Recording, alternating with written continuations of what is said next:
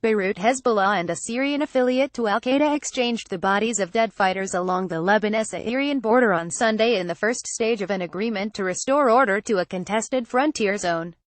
The al-Qaeda-linked Fatah al-Sham front is expected to leave the border region in the coming stages, after 2 weeks of battles with Hezbollah and the Syrian army. But the front announced Sunday that it had captured 3 Hezbollah fighters, one day after Hezbollah admitted a group had disappeared in the Arsal border region. It was not immediately clear whether the revelation would affect the deal underway to resettle the Fatah al-Sham front. The Lebanese militant group Hezbollah handed over the bodies of 9 al-Qaeda fighters in exchange for the bodies of 5 of its own, according to Hezbollah's Al-Manar TV station.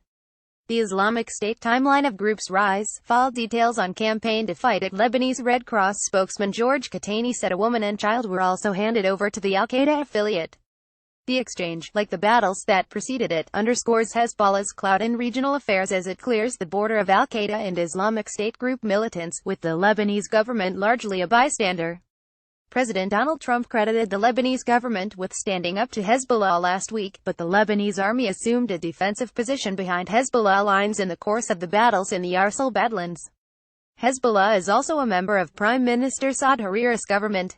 The U.S. classifies Hezbollah as a terrorist organization. The Syrian military provided air support to Hezbollah's ground operations around Arsal. Hezbollah's Secretary General, Hassan Nasrallah, said in a speech Wednesday that his fighters fought shoulder to shoulder with Syrian soldiers on the Syrian side of the border. 26 Hezbollah fighters and between 47 and 90 al-Qaeda fighters were killed in the fighting, Hezbollah media officials told reporters on a tour of the Arsal Badlands Saturday. The fighting ended with a ceasefire Thursday for negotiations to allow refugees, fighters, and family members to leave to Syria's northwest Idlib province, leaving Hezbollah and the Lebanese and Syrian states in control of that corner of the border. Up to 9,000 Syrians could be seeking resettlement, Al-Manar reported.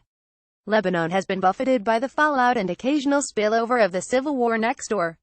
It has taken in 1 million refugees, according to the UN, and suffered a number of bomb blasts claimed by the Islamic State group and al-Qaeda affiliate groups. The border town of Arsal was overrun by al-Qaeda and Islamic State militants in 2014 before Hezbollah and the Lebanese army sent them back. They have remained ensconced in the rugged hills east of Arsal ever since. About 80,000 refugees live near Arsal. Many of them were displaced by fighting between rebels and Hezbollah in 2012 and 2013. Syria is fractured after 6 years of civil war, and an al-Qaeda affiliate controls Idlib. The war broke out after President Bashar Assad's government cracked down on demonstrations for reforms in 2011. The Britain-based Syrian Observatory for Human Rights Monitoring Group estimates some 475,000 people have been killed, and Assad remains in power in Damascus. Meanwhile, the Russian broadcaster Russia Today said one of its Syrian correspondents was killed Sunday covering battles between the Syrian army and Islamic State militants in the country's central desert. Russia Today is embedded with government forces. The Syrian army is steadily recapturing oil, gas and mineral fields from the Islamic State group in the Homs province. The broadcaster identified the correspondent as Khaled al-Qadib, 25. He was a student at the University of Damascus, it said. Information for this article was contributed by Bassam Hatoum of the Associated Press. A section on 0731-2017.